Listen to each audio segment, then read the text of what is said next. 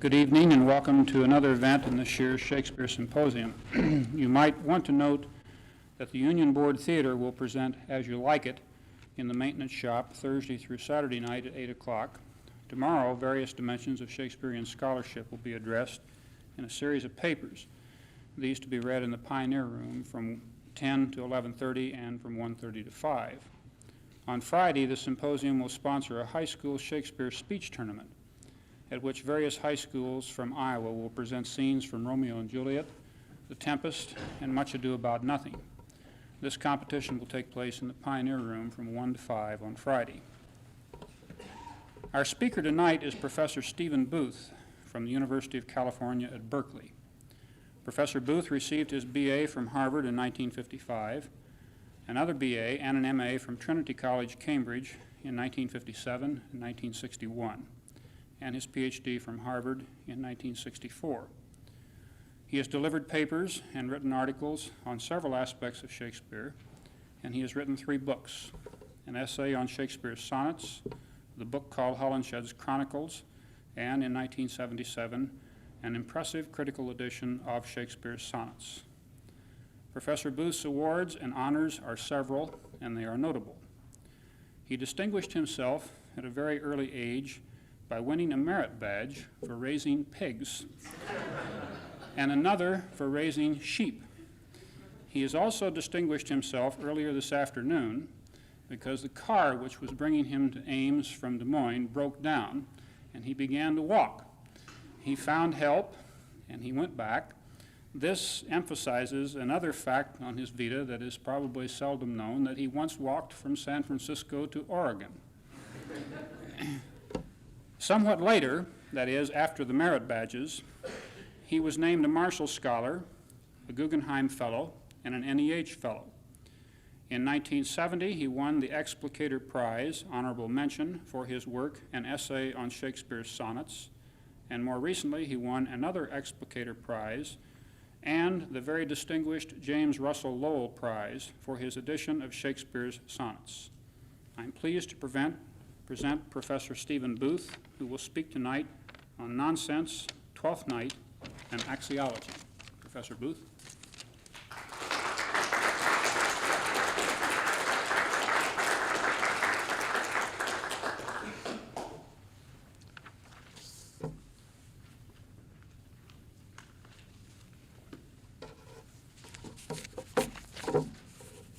I ought to say something about axiology. If I move this, will it be all right? It isn't working? Oh, it's all right? Huh. Yeah, okay. Oh, about axiology. It's in there as an example of nonsense. It's a word that's you happen to know what axiology means? I kept finding out what axiology was, and I kept thinking, that's what I do. But I kept forgetting what the word meant. So I started thinking about it. And clearly, it is one of the branches of nonsense, or it represents one of the branches of nonsense. It is impressive. It suggests that it is saying something. And it is absolutely foolproof because one is unlikely to know what it is that it is saying. It's, as far as I can tell, from the newest dictionary I have, it's the science of values. Studying value is what an axiologist does. The title that you have is a general title for everything I'm doing with Twelfth Night. What I'm going to read tonight is on just one scene, which you have copies of, I hope. And my title for what I'm going to do tonight is Twelfth Night, Act 1, Scene 1, The Audience as Malvolio.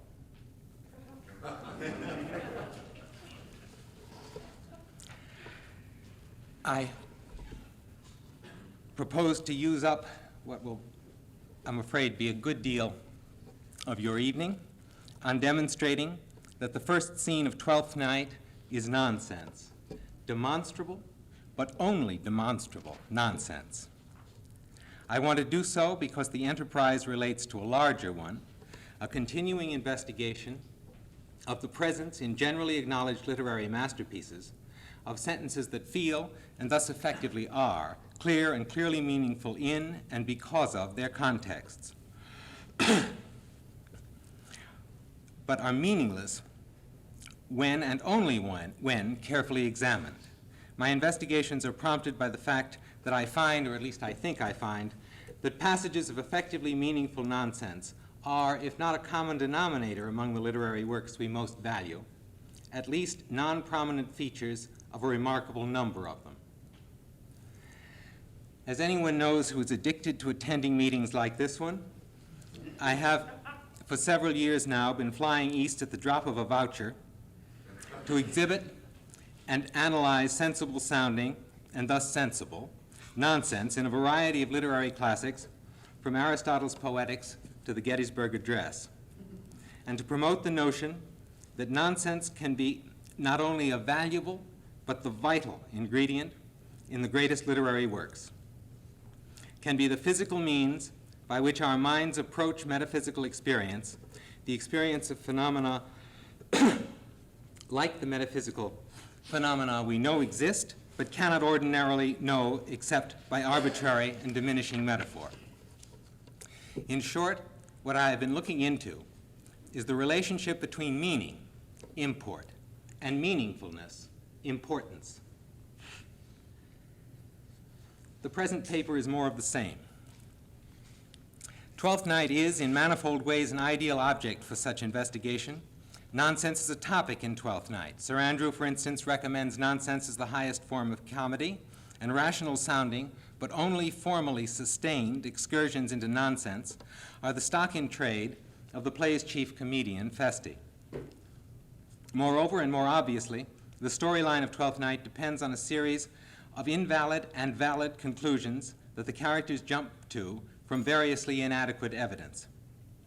Analogous activity by the audience has a special and potentially philosophic pertinence to a play about discrepancies between signals and what they are understood to convey, discrepancies between what is there to see and hear and what contextual probabilities say is there.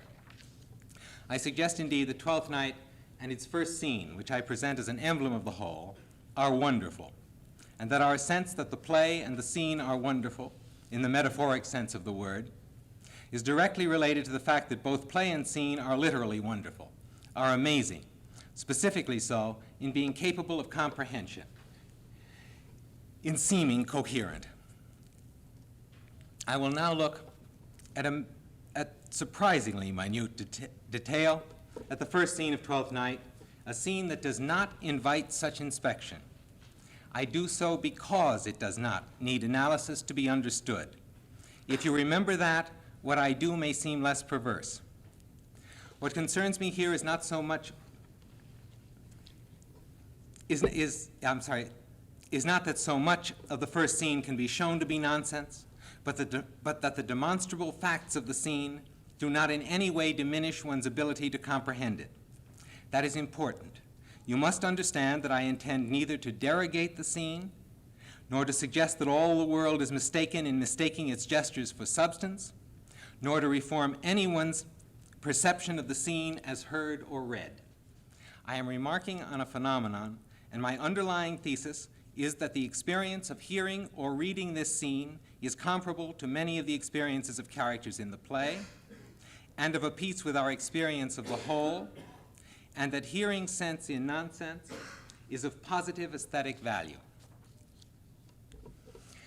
The business of demonstrating that a scene that has always made sense cannot be demonstrated to contain the sense it so obviously conveys is difficult. In the case of this first scene of Twelfth Night, the task is made a bit easier by the fact that a few commentators, mostly editors faced with the need to gloss and paraphrase, have had some trouble with If music be the food of love, play on. Give me excess of it, that surfeiting the appetite may sicken and so die. In 1747, the indefatigably rational William Warburton said, there is an impropriety of expression in this fine passage. I am, he said, persuaded a word is accidentally dropped, and that we should read and point the passage thus. That, comma, surfeiting the appetite, comma, love may sicken and so die. 20th century scholarship, of course, will not hear of such wanton emendation, and few listeners in any age would hear Warburton's ugly new line with pleasure. More importantly, the emendation may be rejected as unnecessary, obviously so because the unamended line was clear to Warburton before he set about making its syntax reflect the sense he apprehended from it. Warburton's emendation is a brutal variation on a justifying process common in explanatory footnotes on verse, a process by which reason is used to squeeze the obvious content of a sentence into the container. For instance, one could explain that love, wanting its food because it has lost its appetite for music, will starve to death, or that love, an appetite, will die of a surfeit. However, such explanations come after the fact of effective understanding. They do not gloss lines that need glossing. They explain or pretend to explain why one understands them. Almost 200 years after Warburton, Dover Wilson responded differently, but just as rationally, to the occupational hazard of insisting that a sentence delivers the meaning signaled by its syntax. Wilson simply capitulated to syntactical probability. Appetite, he said, means not love, as is generally assumed, but love's appetite for music. Dover Wilson was absolutely right. The syntax does say that. He was just as absolutely wrong. The sentence does not say that. Wilson's parenthetical, as is generally assumed, admits as much, just as Warburton's incidental "this fine passage" advertised the impropriety of his critique on the passage. Before I leave this first sentence, I want to analyze it despite the fact that, or rather because of the fact that, analysis and explication are perfectly unnecessary as aids to comprehending it. As we read or hear Orsino's first three lines, we understand a sentence that cannot be demonstrated to mean anything, any particular thing at all. If music be the food of love, play on is as clear as it sounds. So are its implications. Orsino is intent upon nourishing love, and since the line has no context but its speaker and the lover-like extravagance of his conjunction of topics, the love in question is the love he himself feels. Give me excess of it feels clear too. The preceding line, I think, makes us understand excess of as a hyperbole for lots of.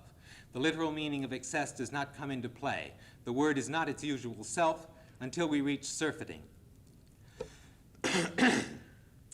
In give me excess of it, that surfeiting, the word that is obviously so that, but on analysis, surfeiting turns out to have been a problem. I say turns out because since surfeiting occurs in a still unfinished and therefore promissory syntax, a listener is not invited to care that the surfeiter is momentarily specified as the speaker, the I implicit in the me of give me, and is immediately specified otherwise in the next line. Surfeiting, it turns out, pertains not to what preceded it, but to what follows it. The appetite is the surfeiter. That makes perfect sense, but what sense does it make of the sentence? I think one never knows or cares. One understands, but does not know what one has understood. The lines, however, assure one generically. Metaphors are, by definition, clarifying devices, and the action of the food metaphor here remains a clarifying action, even though it also and simultaneously generates a confusion. Music is to love as food is to the body. Love is the eater, music the food. If love is the eater, then only love can be the surfeiter, but we all just sat still for the assertion that the appetite is the surfeiter. Is the appetite then love? Love is indeed an appetite. An appetite for what? For the beloved, obviously. But in this conceit, its food is music. A physical truism underlies these lines. Gorging on a delicacy leads to a revulsion against that delicacy, death of desire for it. And excessive music will cure lust for music. The lines obviously say that Orsino wishes to kick the music habit. That is, in fact, what he immediately achieves. Lines 7 and 8. Enough, no more, 'tis not so sweet now as it was before. Report just such a cure. However, only a fanatic Puritan would want to cure an addiction to music. The overt topic here is music, the it of line 2, but music is of interest to the speaker as the food of love. Music nourishes love and causes it to grow. The speaker wants love to grow. The dubiety of lovers toward their condition as toward their beloveds was and is a psychological truism and a mainspring of love literature. It is remarkable, but usual, that a lover should record both the will to foster his passion and the will to starve it. The act of glutting one's passion is a conflation of the two ambitions, a violent compromise that feeds both urges and starves both. Here, though no probable listener will so much as pause to accept the inference that Orsino is a jukebox junkie, the sentence sounds both true and simple because the physics implied here are, as Shakespeare says in Sonnet 129, natural to sexual desire and sexual possession. What one has here, then, is a straightforward sentence demonstrably about appetite for music that is obviously understood as a sentence about sexual appetite. It works because love is an appetite. The next line, line 4, is an exclamatory interruption of the previous line of thought. That strain again, it had a dying fall. Even though the word strain appears here in context of excess and surfeiting, the reference is obviously and exclusively to a strain of music, and the line is as straightforward as it seems. The line does, however, act in a manner which in another and ideationally insignificant dimension has a kind of likeness to the preceding 3 lines. In that first sentence, the significances of individual words, phrases, and clauses shift. First they signal one thing, then another. That first sentence also alternates between endorsing one or another kind of restrictiveness and one or another kind of expansiveness. Moreover, the ideational substance of the 3 lines is, as I said, one thing and 2 things, the 2 being what the syntax says and what we understand. Line 4 overtly acknowledges what could be usefully called the first pair of twins in the play. That strain again. The repeated musical strain is and is not the one it echoes. And in an altogether other dimension, the phrase dying fall in the second half of line 4 presents a casual twin for and so die in line 3. Similarly, but surely beyond the consciousness of the mind that apprehends the sense of the lines, the word that, the first word of line 4, is and is not a repetition of that surfeiting. The sounds are identical. The senses, a conjunction meaning so that in line 2 and a demonstrative adjective in line 4, are not. That no way unusual phenomenon continues through the 8 further that's in the scene, notably in the anaphora of line 6, where that is a pronoun, line 10, where that is doubtful, a pronoun colored by the adverb indicating extent, line 15, the adverb, and line 20, a pronoun meaning in which. The pronoun that also appears in line 17, 32, and 36, and the adverb appears in line 32. The next 3 lines, lines 5 through 7, begin with another O, another disjunctive exclamation, although, since Orsino continues to comment on the same musical particular he pounced on when he last interrupted himself, this one is disjunctive only in manner.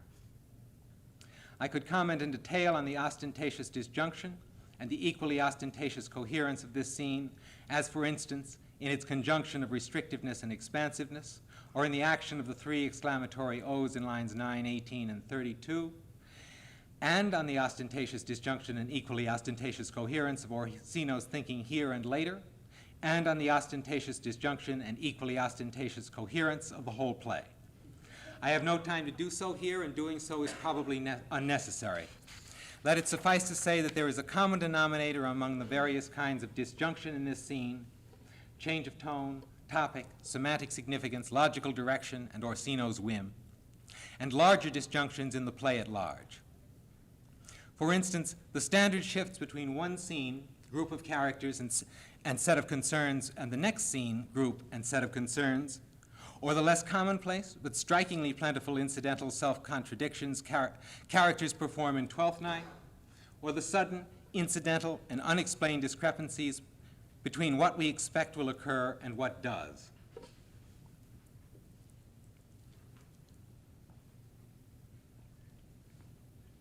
As examples in that last category, consider the following.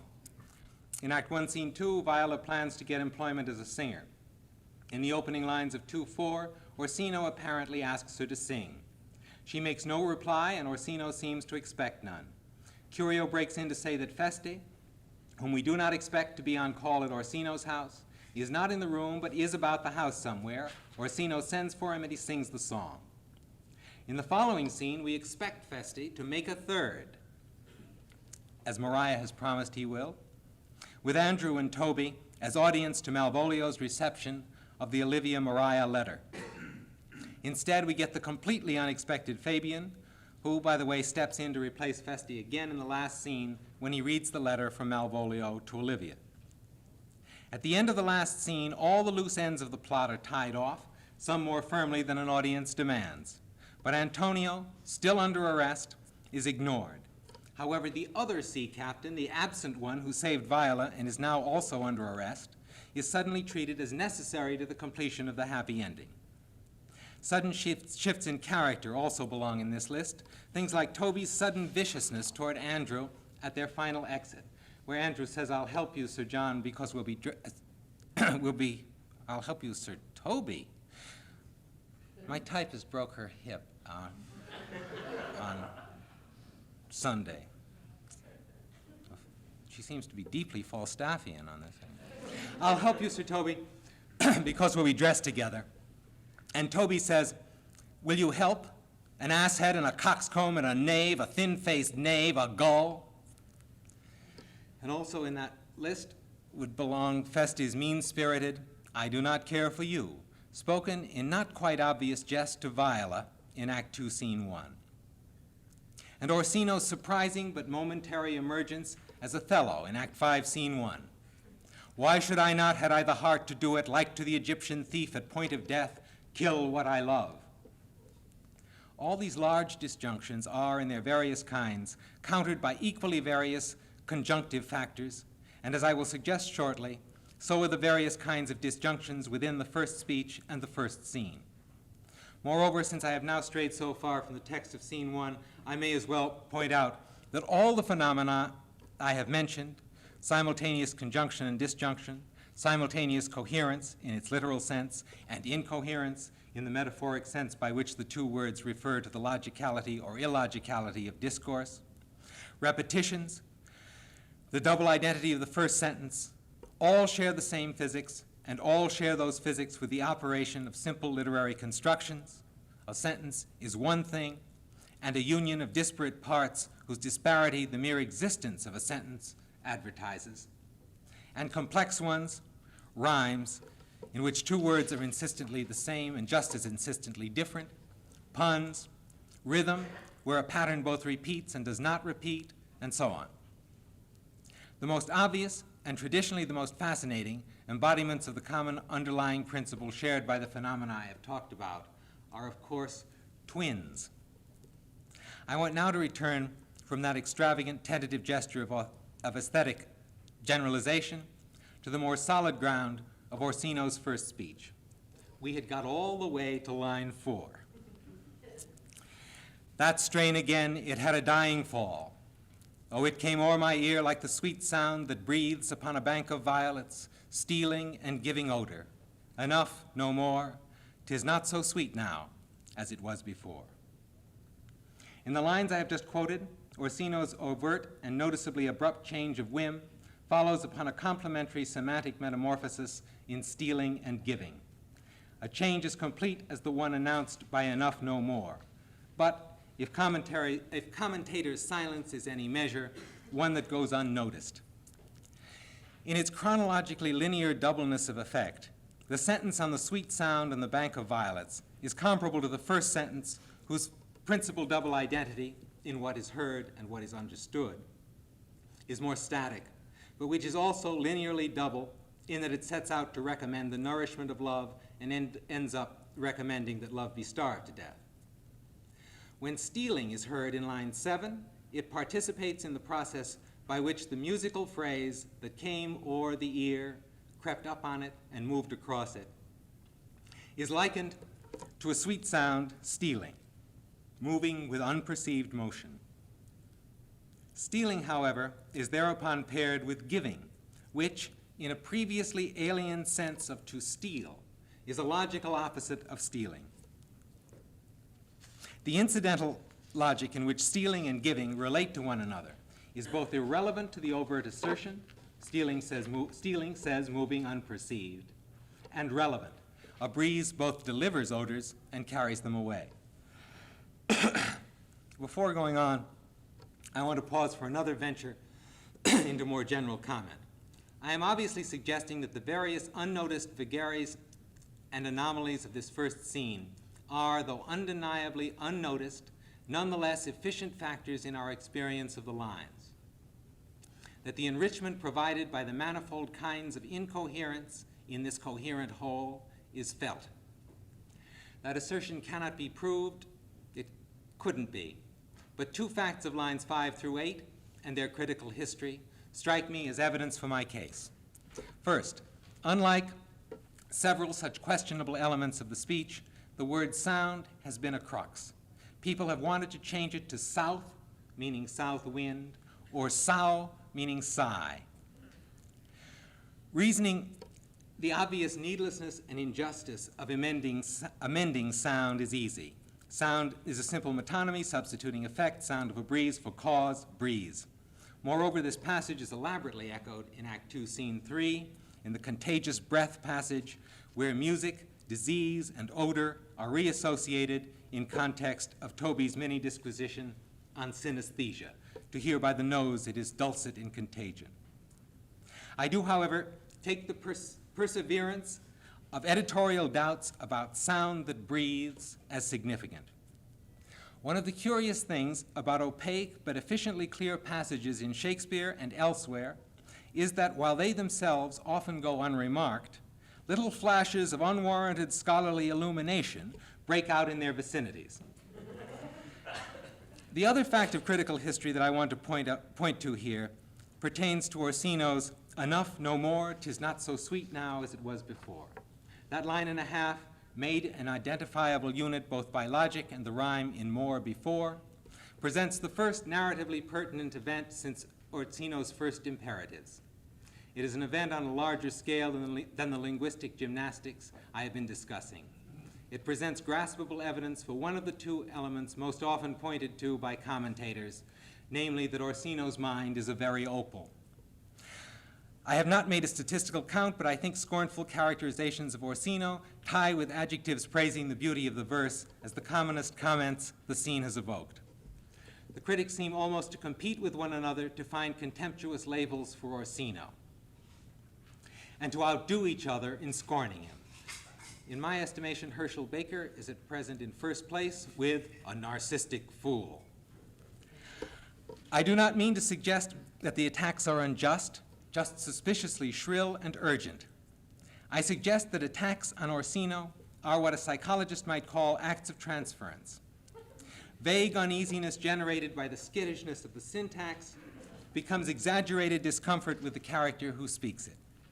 We note something wrong with Orsino, but not the wrongness of his sentences. The wrongness of Orsino's next sentence, lines 9 through 14, is urgent, but again is only seen to be so in the unlikely event that it is closely examined. This sentence, too, is effortlessly assimilable by a listener. Only the folio printer, who starts a new independent clause with naught in line 11, seems to have been disturbed by it. The folio punctuation could make receiveth an error for receivest.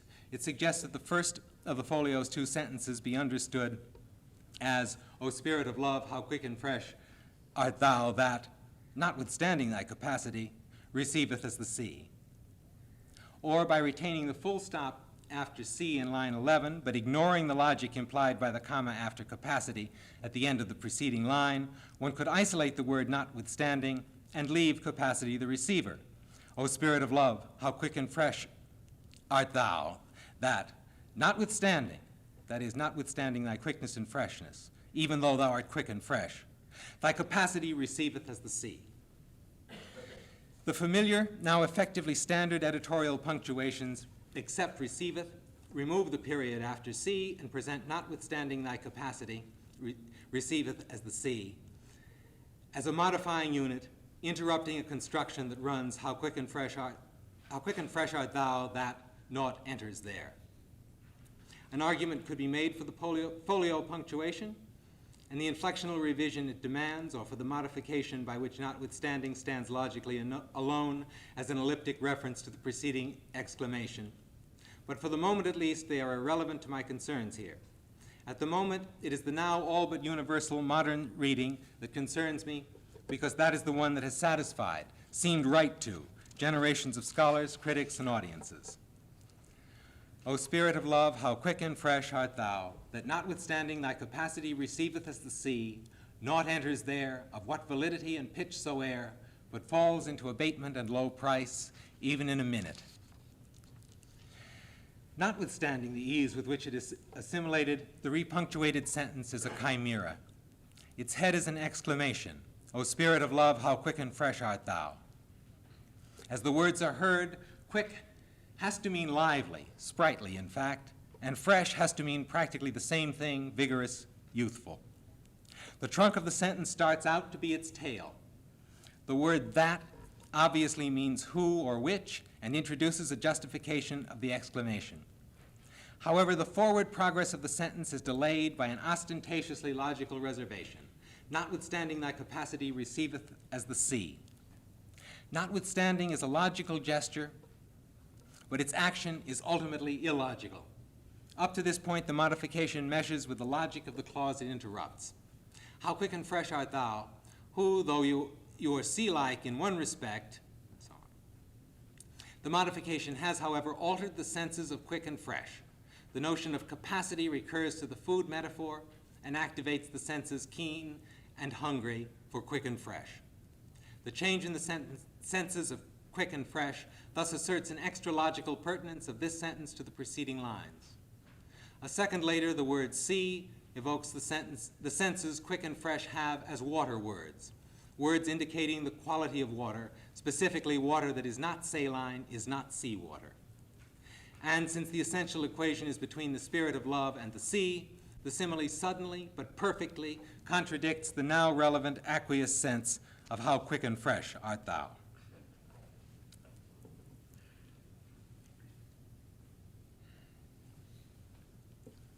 The semantic meanderings of quick and fresh thus at once give a sound of rightness to the sentence and render it nonsensical. Adding simultaneously to the ideational randomness and clutter of lines 10, 11, and 12, and to their feel of purpose, order, and coherence, is the word spirit, which, as it is about half the time in Shakespearean verse, is here a monosyllable. That monosyllable appears to have been pronounced like the word sprit. Shakespeare puns casually and obscenely on the two in Love's Labour's Lost, Act 1, Scene 2, where Armado says, my sprit grows heavy in love, and Moat says, and that's great marvel, loving a light wench. And in Romeo and Juliet, Act 2, Scene 1, in the Raise a Spirit in His Mistress' Circle passage. Shakespeare's pleasure in the two appears to derive from a double coincidence. They sounded alike, and both, for different reasons, were available as terms for penis. I mention the matter here only because a sprit, a small mast of the sort regularly carried on ships for purposes now served by life jackets and lifeboats, relates to the sea, the otherwise unexpected topic toward which quickness, freshness, and the sentence flow. Note, by the way, how the sound sprit in this scene helps link it, or once helped link it, with Scene 2, in which the shipwrecked captain tells Viola how her brother bound himself to a strong mast that lived upon the sea. When the sound sprit is heard in line 9 of Scene 1, its context limits its significance to the one we hear in the dissyllabic pronunciation spirit. But a Renaissance audience also heard a potentially C-related syllable, sprit, just as you just heard a word that, in the neighborhood of flocks or coveys or mobs or deer or antelope, would pertain in a sense that could not conceivably have been evoked when you heard the word heard earlier in the paragraph that I'm reading to you. The semantically irrelevant association between the sound of the word spirit in sprit of love and the sense that the word see conveys in line 11 once probably helped to ease the equation by which the spirit of love, having been called sea-like, comes to have literal capacity to be an enterable place. As is usual in Shakespeare, and this is one of the reasons why his work lives so happily for audiences unacquainted with lots of his language and some of its allusions, there are many threads of coherence holding up the assertions in line 9 through 14. In the case of the idea of entering there, non-logical, supersyntactical sustenance probably derives from the larger context, the context of infatuation. Even without the sound of sprit to help us, we probably adapt as easily as we do to the idea of the sea-like spirit of love as a place because of the general pertinence of male penetration of a sea-like place and of the manifold fall, physical and emotional, that follows upon successful augmentation of the infinitely receptive vaginal sea. Freud knew all about it, and so has everyone in the history of the world. Freud's accomplishment was in telling us we knew. His folly was in telling us, or rather letting us think he told us, that we did not know anything else, or at least that our subconsciousnesses did not care about anything else. But I digress. To come back to the link between the sound of sprit of love and the sense of the word see, a simpler example of such a link is the second syllable of the word receiveth, which still helps a listening ear to welcome the word that says ocean in line 12 and recognize it as pertinent. I want now to come at lines 9 through 14 one last time.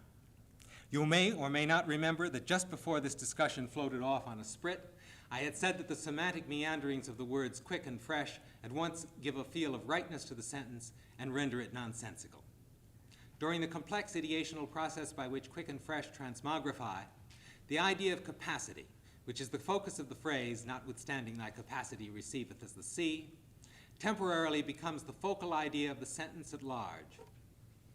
And the lines continue as if the word that, the first word of line 10, had never been heard, as if there were no syntactical logical link between line 9 and line 10, and as if not in line 11 were, as in fact it is in the folio punctuation, the subject of an independent clause.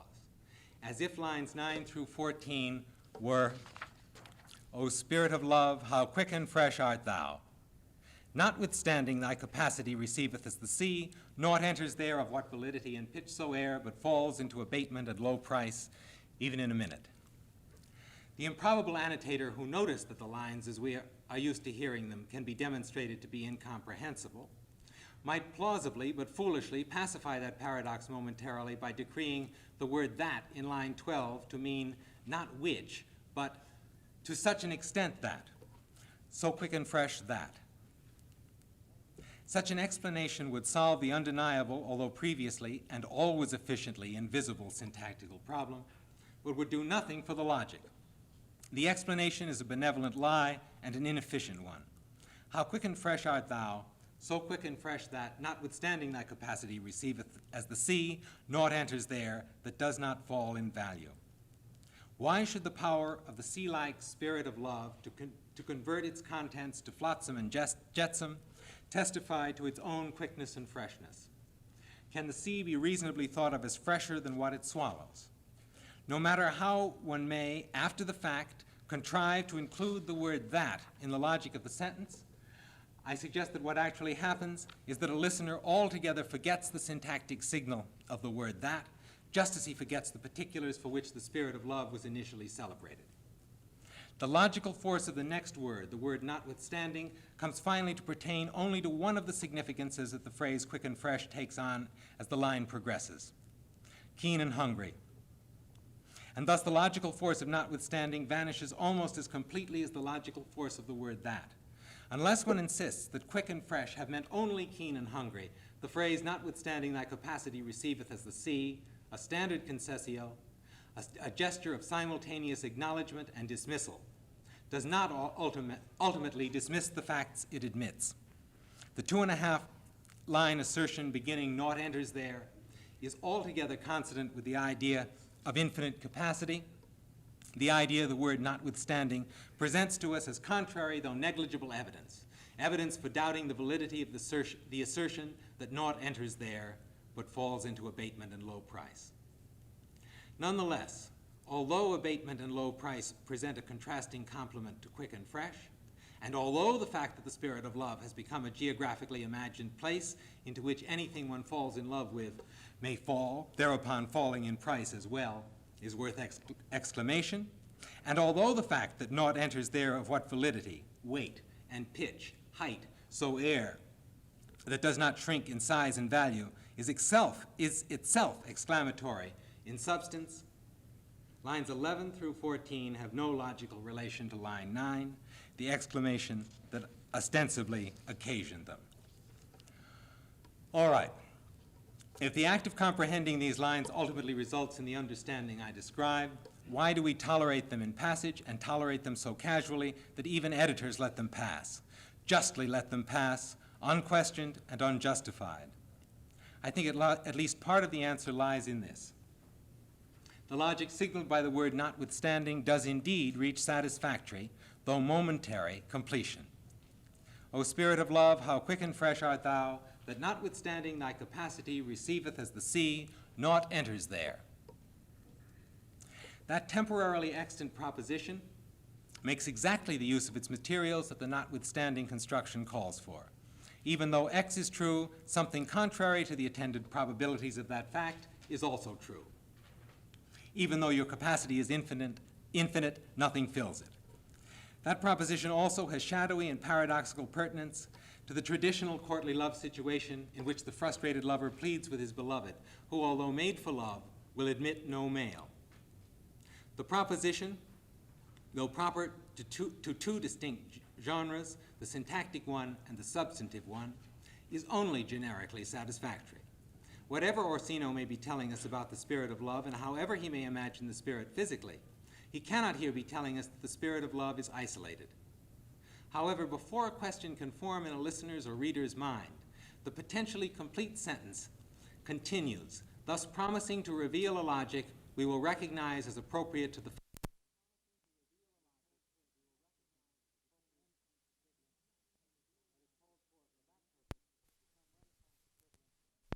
What is called for that purpose is some Renaissance equivalent of such a phrase as of any kind at all.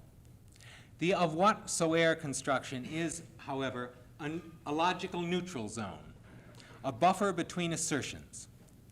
The construction provides a moment in which our minds can coast upon generic assumption and gears can shift silently. Here our minds shift into place for the not but construction, the nothing that does not construction. If what I say is true, then the momentarily full stop after naught enters there satisfies the expectations generated by the notwithstanding construction, and of what validity and pitch soe'er neutralizes our probable response to the questionable proposition conveyed in the momentarily perfect, but only momentarily extant, notwithstanding construction. Now at the beginning of line 13, the word but fulfills the new syntax generically promised by line 12. At the same time, that also by generic means it assures us that the sentence was just as aware as we were, that there was something factually dubious about the proposition that nothing at all enters the sea-like spirit of love. What I'm suggesting is that a listener or reader deals satisfactorily with so many logics on his way to what is substantively the most important verb of the sentence, the word falls, that he overpowers the large illogic of the whole, an illogic that would impinge on his consciousness if the sentence were not layered with so many other logics. The verb falls, by the way, has strong idiomatic credentials for its rightness in a sentence about falling in love. even though its particular function in the particular sentence is to assist in a proposition to which we do not accede. The last line and a half of Orsino's first speech is a summary emblem of most of what I have been saying about the whole. So full of shapes is fancy that it alone is high fantastical. Those words can be paraphrased, as Coleridge paraphrased them, as a play on two senses of fancy. So full of shapes is love, fancy, that it alone is preeminently capable of making images, capable of fancying. The paraphrase, however, is necessary only to explain what it is one has understood from the sentence, a sentence urgently and self-evidently true the moment it is heard, even though one does not know precisely what in particular it asserts. The certain but ungrasped core assertion is variously supported by the confirming gesture of the pregnant polyptoton in fancy fantastical, supported by the significant feel of full of shapes paired with alone, supported by echoes of preceding locutions, the word that, the ideational relevance of full to the capacity of the sea, the phonetic relevance of full to fall in line 4, falls in line 13, and perhaps to the pertinent, heard but unsaid word false, and supported by the pertinence of the commonest meaning of fantastical, a term of abuse for a fantastic, un fantastico, an affected, capricious show-off. That line and a half is also emblematic of the whole, in that the phrase, so full of shapes, modifies the lines that precede it, falls into abatement at low price, even in a minute, so full of shapes is fancy, and is, as the punctuation indicates, also the opening clause of a new sentence. Anyone familiar with the contexts and expectations the active academic criticism brings with it might see a direction for my line of argument, a kind of conclusion that has often been and here could be a justification and a satisfying product for stylistic analysis. As I have described them, the sentence structures of Orsino's first speech are indeed opal-like. Their syntactic sea changes can, in short, be justly called imitative of and correlative to the skittish mentality of Orsino, their variously fantastic speaker. Although it may well be that the quality of our experience of lines that operate in multiple logics and drift from one logic to another in passage is indeed a source of the disproportionately urgent and nearly universal critical contempt for Orsino, and of our strong sense of his instability, I am, as I suspect we all are, suspicious of such neat critical revelations. Moreover, I have my eye on larger, more nebulous, less immediately satisfying, but more essential conclusions. I am concerned here not so much with these lines as clues to Orsino as with the process of experiencing them. To return, for instance, to the word surfeiting in line 2, successive signals specify three identities for the surfeiter: the speaker, the I implied in give me, his appetite for music, and his infatuation. The three fuse in the sentence, which is thus a quasi-physical working embodiment of the traditional hyperbolic conceits in which a lover is all love, is his appetite, is his desires. One could call the syntactic fusion of the surfeiter's identities a metaphor for a lover's confused state of mind. But it is a metaphor which, unlike the food metaphor in line 1, does not feel like a metaphor, does not feel like a needed modifying remedial act of explanatory clarification. Since the sentence sounds like simple, single-minded exposition, it effectively makes an unsimplified and unsimplifiable confusion into a simple, coherent fact. A similarly urgent, but similarly easy union of disjointed elements occurs a few lines later when Orsino's heart, his dear beloved, a heart, that is a deer, hounds pursuing the deer, and Orsino's desires chase themselves in a circle. The exchange on the topic of hunting, which runs from line 16 to line 32, does not lend itself to traditional, speciously comfortable critical ceremonies in which style is declared to be imitative and informative. The exchange is also a pure instance of clear nonsense. Will you go hunt, my lord? What curio? The hart. Why, so I do, the noblest that I have. Oh, when mine eyes did see Olivia first, methought she purged the air of pestilence. That instant, Was I turned into a hart, and my desires, like fell and cruel hounds, ere since pursue me? The potential crisis comes in line 17, specifically at the word have. Why should Orsino hunt what he has? More importantly, why do we not worry? If we did worry, a little strictly legitimate crushing would make the lions bow to us. One could quiet oneself by suggesting that Orsino's I do hunt means I do hunt with, explaining hunt in the always rare and here unprovoked sense to exercise, as I hunt my hounds regularly from the age of 6 months. Or one could convince oneself that Orsino's response works from the conceit by which his true love hath his heart and he has hers. But no parachute to rationality will effectively make this exchange logical, or, and this is vital, make it feel illogical as it is heard, or make it feel in need of explication.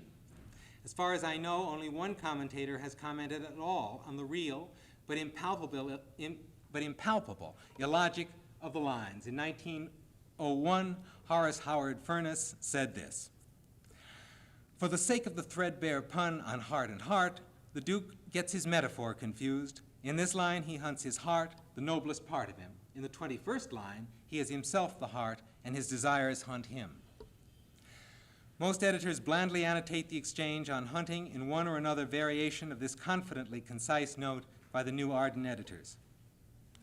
For the heart-heart quibble, common in Shakespeare, compare 4:158, similar allusions to the story of Actaeon's transformation by Diana, Ovid, Metamorphoses 3:138 and following, as typifying hopeless passion, were common. Compare Daniel, Delia, Sonnet 5. In context of the present microscopic exercise, the New Arden note may seem insufficient, but in practice it is altogether sufficient. For a modern student reading the note, for a modern scholar able to write it, and for Shakespeare's contemporaries, the well-known tracks of a traditional conceit and the appropriate and appropriately commonplace mythological filigree work make a listener superior to expositionary logic. The action of the lines is assumed to be what our generic expectations call for, what the habitual activities of the heart-heart pun and the mythological analogy make them. We do not notice what Orsino says. We hear what he must be saying. We listen to nonsense as if it were sense. The last two speeches of Scene 1 continue to exercise our capacities for ignoring evidence and responding instead to the dictates of contextual probability. Our capacity for hearing what is silly as solemn, what is solemn as silly, what is base as noble, and so on, is akin to our capacity to hear sense in nonsense, and Valentine's speech, lines 23 to 31, provides an example. In answer to Orsino's how now, what news from her, Valentine says, "So please my lord, I might not be admitted, but from her handmaid do return this answer. The element itself, till 7 years' heat, shall not behold her face at ample view, but like a cloistress she will veiled walk, and water once a day her chamber round with eye-offending brine. All this to season a brother's dead love, which she would keep fresh and lasting in her sad remembrance." Valentine's description of Olivia's lifestyle is demonstrably, but only demonstrably, but not efficiently, comic. Consider the image of Olivia dutifully walking her appointed daily rounds like a nun circling a cloister or following the Stations of the Cross, and like a gardener with a watering can systematically dampening her parlor every day. Also potentially comic is the grotesque suggestion of curing meat, salting down dead flesh to preserve it from decay, that inheres in all this to season a dead brother's love, which she would keep fresh and lasting. But the speech does not evoke laughter in the theater. Scene 1 ends with what is probably its extreme exhibition of our ability to override linguistic signals on our way to easy comprehension. This is the last speech. "O she that hath a heart of that fine frame to pay this debt of love but to a brother, how will she love when the rich golden shaft hath killed the flock of all affections else that live in her, when liver, brain, and heart, that these sovereign thrones, are all supplied and filled, her sweet perfections, with one self king. Away before me to sweet beds of flowers, love thoughts lie rich when canopied with bowers." In the third from last line of the scene, the phrase, "her sweet perfections," is syntactically free-floating. Is the phrase a positive to the three sovereign thrones, Does it modify a noun phrase extrapolated from the verb, and thus say that the acts of supplying and filling will perfect her, and thus are her perfections? The word perfections does relate to the idea of completeness and to the idea that Olivia is exquisite, but no gloss or punctuation can worry the phrase into the grammatical logic of the sentence. Rather, her sweet perfections so obviously relate to the general context that it is hard to believe that some gloss or punctuation cannot be found to demonstrate that the sentence is as clear in grammatical fact as in effect. I have so far dwelt principally on the syntactic illogic of scene 1 and with the way syntactic gestures, like the one made by the word notwithstanding in line 10, make the speech sound logically coherent when its coherence actually derives from substantively incidental patterning factors. I've mentioned a few of those factors in passing, for instance, the echo of "and so die" in Dying Fall. The variety and number of others is astounding, not least astounding because they do not call attention to themselves. Some are simple, like die, dying, and local. Some are simple and reach out further, like the ideas of music and food in the first sentence, their echo in sweet as an atrophied taste metaphor applied to sound in line 5, the mere repetition of sweet in line 8, the ideational reprise of sweetness and loss of sweetness in the idea of seasoning something to keep it fresh in lines 29 and 30, and finally in the sweet beds of flowers in the last 2 lines of the scene. Those last lines also echo the bank of violets breathed upon by the sweet sound back in line 6. One could go on with the list indefinitely by, for example, pointing to the link the topic of disease makes between the first speech, where sicken occurs in line 3, and the exchange about hunting, where purge and pestilence occur in line 18, or to the vague echo of the hunting passage in Orsino's lines about Olivia's heart and Cupid's rich golden shaft. Valentine's speech, the one substantial speech in the scene that is not spoken by Orsino, is directly related to the governing topic of the whole, but contrasts with the rest of the scene merely because Valentine speaks it. The news Valentine brings Orsino and the expositionary service he performs for us come clothed in phonetic and ideational echoes of Orsino's speeches. In line 23, "I might not be admitted" is an ideational echo of "naught enters" there in line 11. "Return" in line 25 echoes "turned into a heart" in line 20. The substance of "behold her face in ample view" in line 26 echoes the substance of "when mine eyes did see Olivia first" in line 18. The first syllable of "cloistrous" in line 27 echoes the essential idea of lines 1 through 3. The word cloyment actually appears in Act 2, Scene 4 during a reprise of this scene and its language. "Their love may be called appetite, no motion of the liver but the palate, that suffers surfeit, cloyment, and revolt, but mine is all as hungry as the sea and can digest as much." Water, brine, and the sound of the first syllable of "season" variously echo the sea simile in line 11. The word "season," as a sound that in another context could indicate time of year, echoes 7 years' heat earlier in Valentine's speech, and the sense of "to season," actually operative in context of line 29, namely to preserve, echoes the food metaphor of lines 1 through 3 and the idea of decay in lines 9 through 14. A brother's dead love, which, because the word "dead" effectively acts twice, modifying both brother and love, is comparable in its physics to the more complex double action of stealing in line 7, echoes the metaphoric uses of "die" in lines 3 and 4 and the idea of falling into abatement and low price in line 14.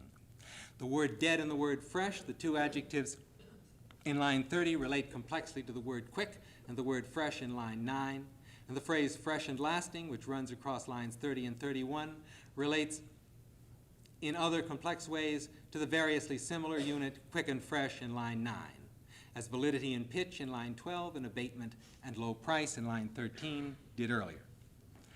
A network of phonetic, ideational, potential but unexercised ideational, rhyme-like links spreads out from the word "fall."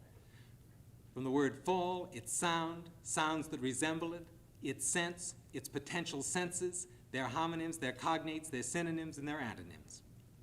The noun "fall," which itself reaches back toward the topic abruptly discontinued after "sicken and so die," occurs in line 4 as a musical term meaning cadence.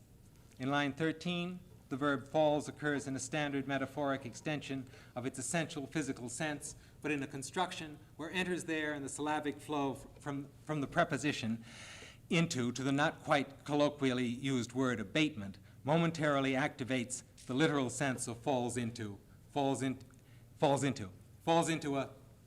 points toward a noun indicating something, a ditch, a hole, a mire that can be fallen into. Falls also presents the approximate sound of the word false, a word generally pertinent here and everywhere in 12th night. Falls is bracketed on one side by pitch in line 12, where though used metaphorically it indicates height, but where its locally dormant musical sense is a semantically mute witness to a oneness of this part of the speech with the first 8 lines. And on the other side by low, used metaphorically in line 13. In line 14, full, and so full of shapes is fancy, echoes the sound of fall, and in a semantically irrelevant way also echoes the idea of satiety and gluttony in lines 1 through 3. In line 15, high relates to the idea of falling, much as pitch and low did. In line 21, the hounds are fell and cruel, but the sound and a locally irrelevant potential sense of fell relate to fall.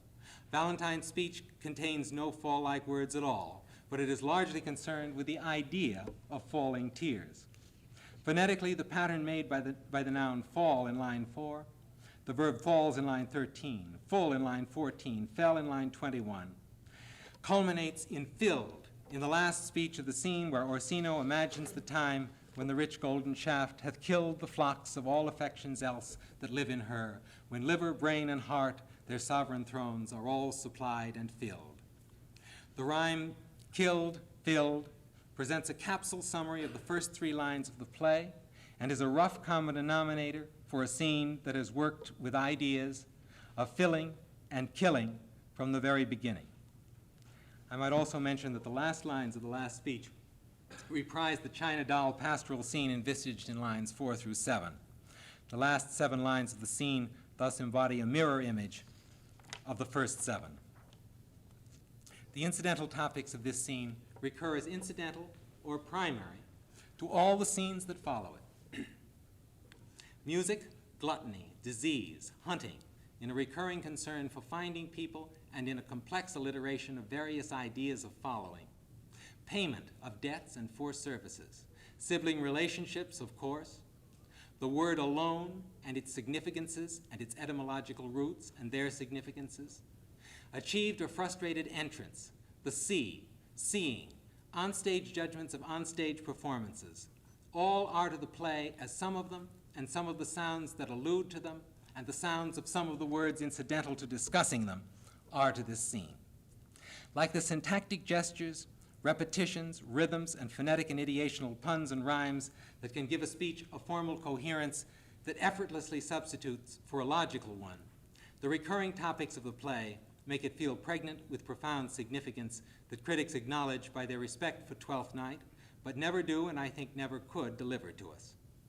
What is more to the point here, the action of perceiving a sentence as 2 things at once, what is there and what the listener perceives to be there, recurs throughout the play. Take, for example, the subscription of the Maria Olivia letter. She that would alter services with thee, in Act 3, Scene 5. That subscription has, as far as I know, never been glossed. It needs no gloss.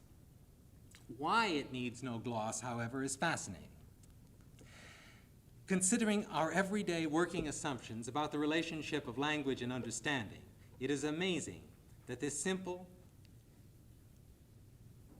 obviously simple assertion is obviously simple. She that would alter services with thee. Just try to make another sentence in which to alter and to exchange are synonyms. Just try.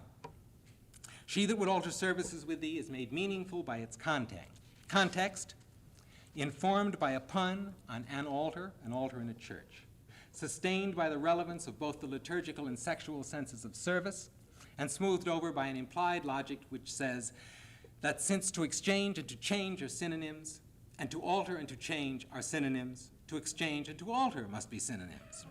For a similar but cruder example of semantic double-dealing, see Feste's use of the word welkin, sky, to mean proper sphere of action, Who you are and what you would are out of my welkin. I might say element, but the word is overworn. Element can mean air and can therefore replace welkin, but that does not make welkin a universally available substitute for all senses of element.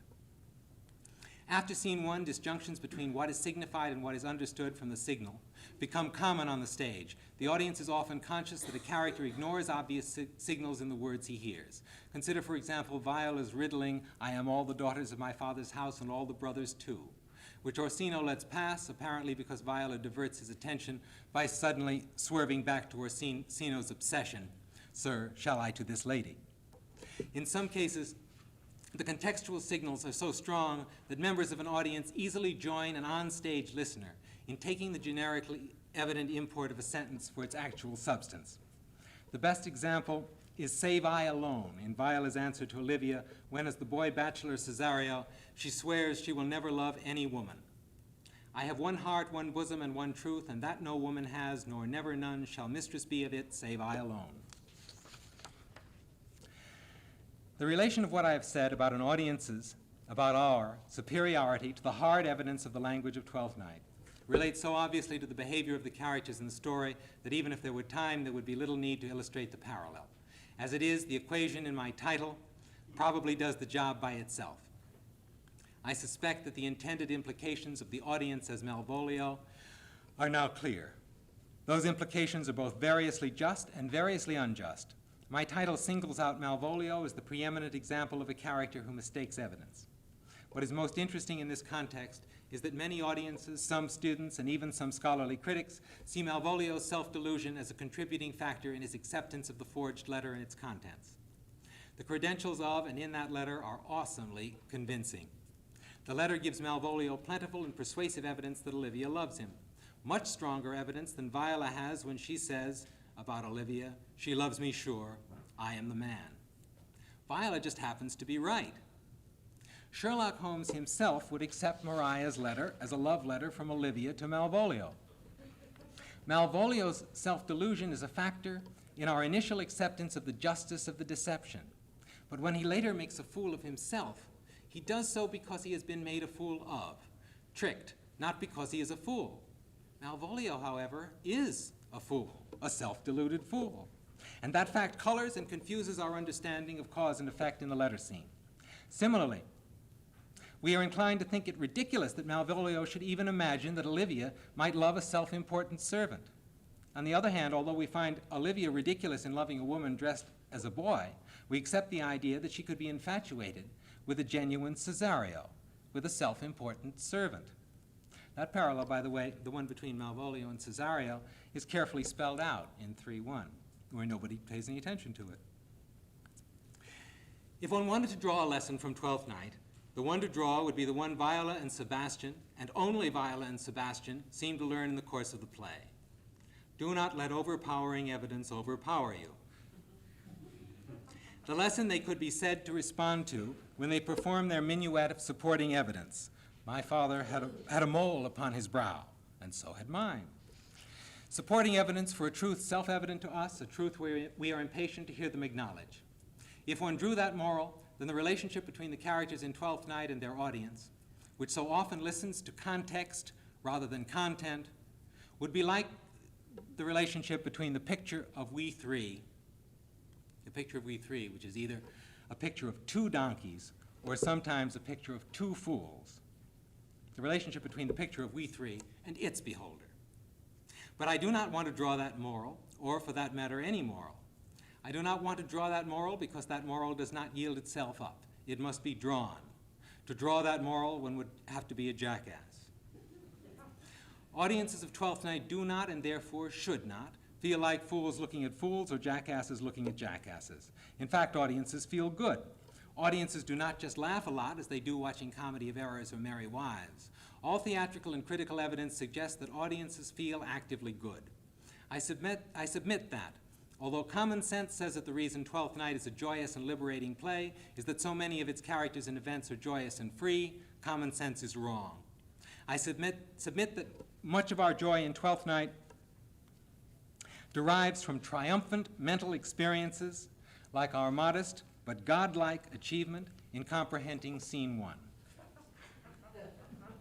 The processes the language of scene 1 sets free are not unusual to ordinary verbal experience. Take, for example, the current American idiom, "I could care less," meaning I could not care less.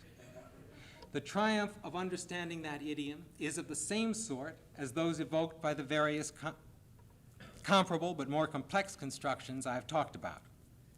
What is special about the mental triumphs that the language and the action of Twelfth Night enable us to perform is their number, their concentration, their imbrication, and their variety.